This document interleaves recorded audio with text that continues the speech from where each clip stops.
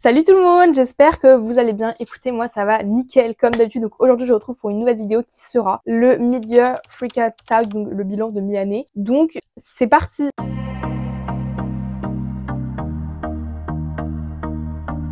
Comme vous avez vu, je poste un peu irrégulièrement en ce moment. Je suis vraiment désolée. Je fais de mon mieux, mais c'est vrai qu'en ce moment, j'ai du mal à monter mes vidéos. Par contre, si vous voulez, je suis active sur Instagram au niveau des posts et sur TikTok maintenant parce que je trouve que c'est plus rapide à monter qu'une vidéo YouTube. Donc, commençons tout de suite par des petites statistiques. Donc, j'ai mon petit carnet, je vais lire dessus, je suis désolée. Jusqu'à date, j'ai lu 50 livres alors que l'année dernière, j'avais lu 51 livres. Donc, en soi, c'est assez similaire. Sachant que là, on n'est pas fin juin. Enfin, si, on est fin juin, mais juin n'est pas terminé. Donc, normalement, je suis à 51 livres. Donc, au final, ça sera pareil. En 2024, je devais être à pareil 4 coups de cœur à cette même période et là j'en ai aussi 4 et jusqu'à date pour le moment j'ai lu à peu près 24 000 pages alors que l'année dernière j'étais à 20 600 pages, donc j'ai lu plus de pages cette année. Bon, maintenant commençons avec la première question, c'est les meilleurs livres que j'ai lus, c'est mes coups de cœur, donc il y en a 4, donc je vais vous présenter les 4. En premier on a The Royal Coven que vous avez vu donc dans mes updates lecture, je sais plus lequel c'était mais je vous le mets juste là. Ensuite on a Animal, celui-là vraiment c'est un énorme coup de cœur mais je savais que j'allais aimer alors que celui-ci je savais pas que j'allais aimer. Lui ça j'y allais avec réticence, mais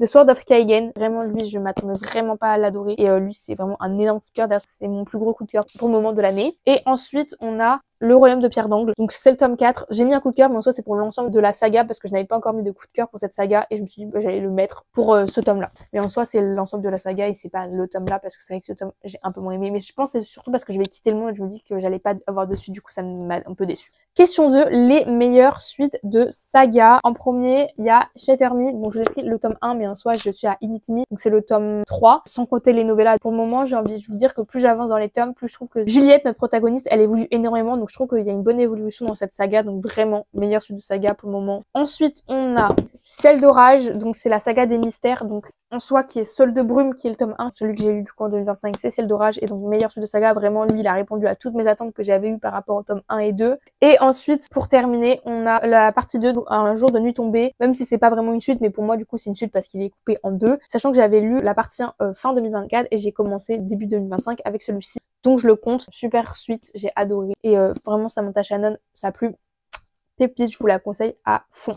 Question 3, quelle sortie je n'ai toujours pas lue? Vous allez vous foutre de moi parce que vraiment c'est très grave, mais c'est pas grave. En premier, l'une je pense des plus graves, c'est la dernière sortie du coup Hunger Games, donc le nouveau qui est sorti, c'est très grave que je l'ai pas lu, faut vraiment que je le dise. Ensuite on a Un printemps pour te succomber. Alors du coup vous savez que je suis pas du tout team romance, mais alors là c'est tout simplement parce que je vous ai dit j'allais faire un reading vlog sur la saga Season, faut que je m'y mette parce que bah, c'est même une vidéo YouTube qui doit sortir. En plus j'ai même acheté le tome 4 qui est un été pour te retrouver. En plus, c'est pas une nouvelle sortie parce qu'en soi, il est sorti l'année dernière ou il y a 1 an et demi, je ne sais plus. Mais c'est surtout parce que il est sorti en poche, donc pour moi, c'est une nouvelle sortie, vous voyez. Ensuite, pour terminer, La guerre du pavot. C'était une sortie que j'attendais énormément. De R.F. Kuang, j'ai déjà lu Babel, qui a été une déception malheureusement. D'ailleurs, j'ai lu cette année. Et Yellowface, que j'avais adoré. Vraiment, ce livre, je l'attendais depuis super longtemps. Par contre, pour public averti, 18 ans et plus. Question 4, les livres que j'attends le plus dans les sorties littéraires. Donc, j'en ai sélectionné plusieurs. Donc, en premier, il y a L'Alchimiste écarlate de Kelly Lee Baker, qui est de Scarlet Alchemist en anglais. Et moi, je l'avais du coup en version Fairyloot, mais je l'ai revendu parce que je savais que j'allais pas le lire avant la sortie française. Et du coup, je me suis dit, bon, bah, ça sert à rien. Donc, je l'ai revendu. Donc, il sort le 10 juillet. Je sais pas si je prendrai un relié ou un brochet. Je sais plus comment il est en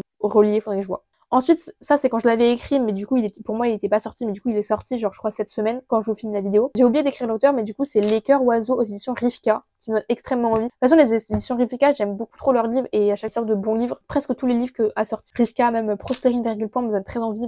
D'ailleurs, faudrait que je le commande, mais enfin bref, c'est vraiment des livres qui me donnent très envie. Ensuite, il y a L'Empire d'écume de Andrea Stewart, qui sort le 20 août. Donc lui, c'est aux éditions Big Bang, et il sort en poche, et ça faisait très longtemps que j'avais repéré un brochet, mais je le voyais jamais en librairie, et donc, qu'il sorte en poche, c'est cool. Ensuite, on a un que j'attends aussi parce que il était en brochet, j'attendais qu'il sorte en poche et j'avais adoré As de pique de cette même auteure. D'ailleurs, il est dans un blog lecture. Je lis 3 livres de la collection Pâle. C'est Là où gisent les endormis du coup de Farida Abike Iyimide. Donc j'ai trop hâte de lire. Et lui, il sort le 3 juillet, donc c'est bientôt parce que moi je vous filme déjà ça fin juin. On est le 28 juin, donc très bientôt il sort. Ensuite, ça c'est la sortie que j'attends le plus, mais elle est que dans 2 mois. C'est le tome 2 de Agence Perdido. Je crois qu'il a été annoncé cette semaine où je vous filme la vidéo, encore une fois. Ce livre, on va pas se le cacher que c'est vraiment une sortie que j'attends énormément, sachant que genre, je l'avais fini, j'avais trop hâte de lire la suite. C'est un livre, à premier abord, fait jeunesse, surtout avec la maison d'édition, mais au final pas du tout, il est vraiment accessible young adulte et même jeune adulte, même mon âge. J'ai vraiment adoré. Plus, petit plus, enfin si vous avez pas suivi dans mon book haul, je l'ai rencontré, enfin je l'ai fait dédicacer. Question 5, mes plus grandes déceptions. Ça a été du coup Le Parfum de l'impératrice de Leslie Tanguy. Je pensais vraiment aimer et au final j'ai pas apprécié. Et autre déception malheureusement, ça a été Le Serment des traqueurs de Laetitia Lajoigny. Ces livres, je pense que je n'ai pas aimé tout simplement parce que déjà c'est la plume de l'auteur qui ne passait pas avec moi, parce que je pensais vraiment apprécier, mais j'avais pas non plus les bonnes attentes je pense. Et aussi, ça c'est je pense assez récurrent, mais c'est que j'étais pas le bon public pour ce genre de livre. Du coup, je pense que ça a fait la différence. Et sinon, il y a une autre déception, mais j'ai pas trop envie de vous le présenter, c'est Hooked. Bref, c'est une dark romance, j'ai pas trop envie de vous le présenter.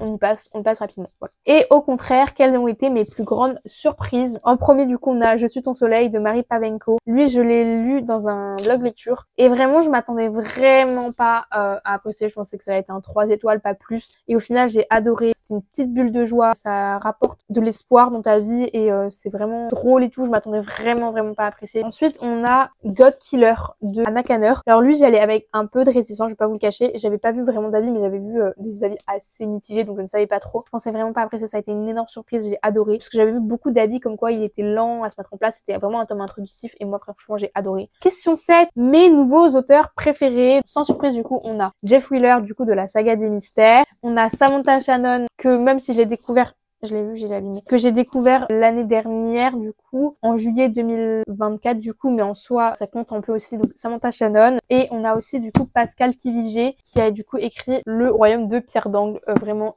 une énorme découverte, cette autrice. Question 8, mes nouveaux personnages préférés. Donc, on a Misaki dans Sword of Kaigen. On a, du coup, Seti, Emma dans Le Royaume de Pierre d'Angle, comme vous avez vu, c'est surtout mes coups de cœur qui y sont mis. Et aussi, Orca dans L'Ombre des Dieux. Orca, vraiment femelle rage de ouf. Elle est incroyable. D'ailleurs, j'avais rencontré l'auteur. Il m'a dit qu'il était inspiré, je ne sais plus de qui s'est inspiré, mais il s'est aussi inspiré de sa femme et c'est trop beau comment il me l'a dit, donc c'était magnifique. Cœur sur lui. Question 9, les livres où j'ai pleuré. Je vais peut-être vous décevoir, mais je n'ai pleuré pour aucun livre. Je ne pleure très peu devant des livres. Enfin, je pleure jamais en lisant des livres. Donc, malheureusement, cette question est un peu un joker. Question 10. Les livres qui m'ont rendue heureuse. En soi, c'était compliqué à répondre parce qu'en fait, moi, lire me rend heureuse. Donc, je ne savais pas trop quoi dire, mais du coup, j'ai quand même mis un livre. C'est Heartstopper, la relecture que j'ai fait du coup en librairie, le tome 1, du coup, en anglais, en VO. Vraiment, Heartstopper, bulle de bonheur. Ça m'a rendue heureuse de le relire. Donc, voilà. Après 2 ans après l'avoir lu. Question 11. L'avant-dernière, du coup, les plus beaux livres que j'ai achetés. On va commencer par un brochet et après c'est que des reliés. Forcément les reliés ils sont très beaux. Mais ce livre vraiment je voulais le mettre en avant. C'est un brochet qui est d'une maison d'édition qui n'est pas très connue et d'une autrice qui n'est pas très connue. C'est Le Temps de l'eau aux éditions Le Labyrinthe de Théa de Lou Dulac. Que j'ai rencontré au salon du livre de l'Ouest-Hurlan. Et regardez comme il est magnifique. Voilà, il est trop beau. Ensuite du coup c'est des reliés. On a du coup Curious Tides aux éditions Big Bang de Pascal Lasselle. Vraiment le relié.